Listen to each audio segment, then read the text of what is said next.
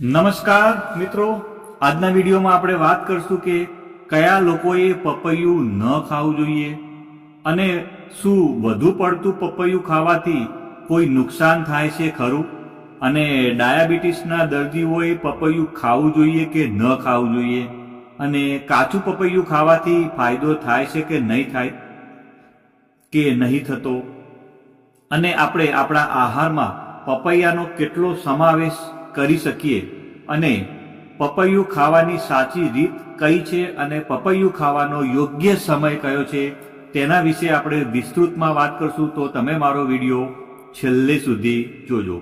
મિત્રો, અત્યારની વાત કરીએ તો અત્યારે શિયાળાની ઋતુમાં સ્વાસ્થ્ય માટે અનેક પડકારો લઈને આવે છે. મિત્રો, નીચા તાપમાન અને સૂર્યપ્રકાશના અભાવને કારણે આપણી રોગ પ્રતિકારક શક્તિ નબળી પડી જાય છે, અને એના લીધે આપણા શરીરમાં અનેક રોગો થવાનો ખતરો વધી જાય છે. મિત્રો, આવી સ્થિતિમાં આપણે રોગ પ્રતિકારક શક્તિ વધારવા માટે આપણા આહારમાં થોડો ફેરફાર કરવાની જરૂર છે, અને આપણે આપણા આહારમાં ફળો અને શાકભાજીનો વિશેષ સમાવેશ કરવો પડશે. મિત્રો, વાત કરીએ તો આજકાલ આખા વર્ષ દરમિયાન લગભગ તમામ ફળો બજારમાં તમને સરળતાથી મળી રહે છે. મિત્રો, આવી સ્થિતિમાં કેટલાક લોકો સમજી શકતા નથી કે કઈ સિઝનમાં કયું ફળ ખાવું જોઈએ. મિત્રો, આ ફળોમાંથી એક ફળ છે પપૈયું, જેના વિશે એવી માન્યતા છે કે શિયાળામાં પપૈયું ન ખાવું જોઈએ. તેનો ખાવાનો યોગ્ય સમય ઉનાળાની ઋતુ જ છે. તો મિત્રો, આજના વિડીયોમાં આપણે પપૈયા વિશે વાત કરશું, અને પપૈયું આપણા સ્વાસ્થ્ય માટે કેટલું ફાયદાકારક છે તથા કયા લોકોએ પપૈયું ખાવાનું ટાળવું જોઈએ તેના વિશે આપણે વાત કરવાના છીએ. એ પહેલા આપણે પપૈયામાં કયા પોષક તત્વો હોય છે તેની આપણે જો થોડી વાત કરી લઈએ તો મિત્રો, પપૈયાને પોષક તત્વોનું પાવર હાઉસ કહેવામાં આવે છે. મિત્રો, પપૈયા એ એવા ફળોમાંથી એક છે જે વિટામિન સી થી ભરપૂર છે. આ સિવાય તેમાં કેલ્શિયમ, વિટામિન્સ, કાર્બોહાઈડ્રેટ્સ, ફાઈબર અને પોટેશિયમ સહિત ઘણા પોષક તત્વો હોય છે.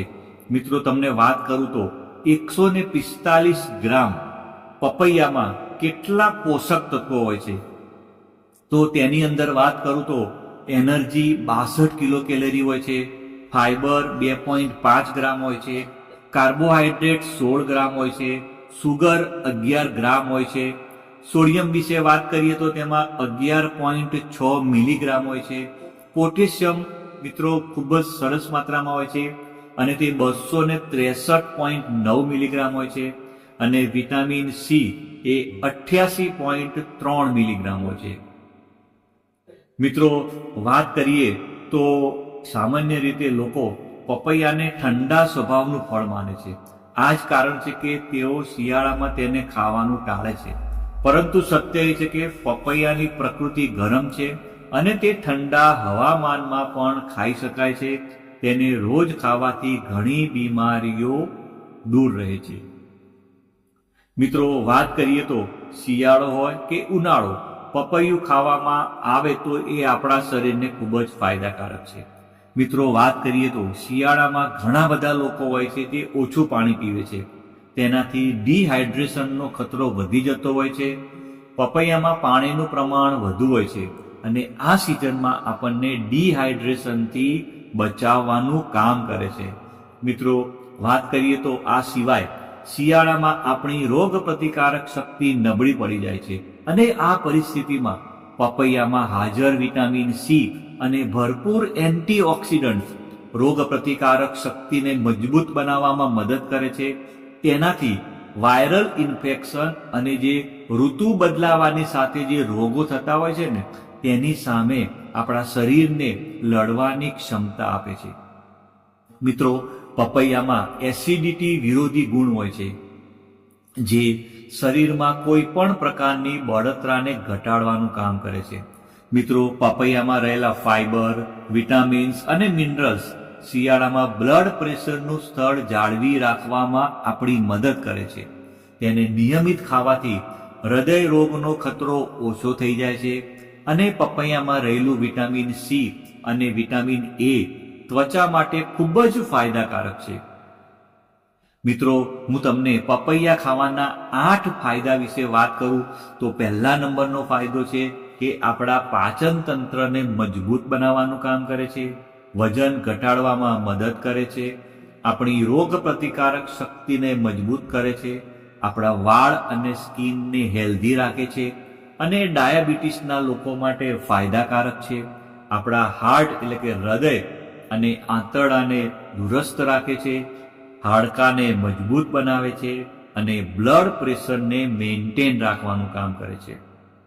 વાત કરીએ તો પપૈયા ખાવાનો યોગ્ય સમય કયો છે?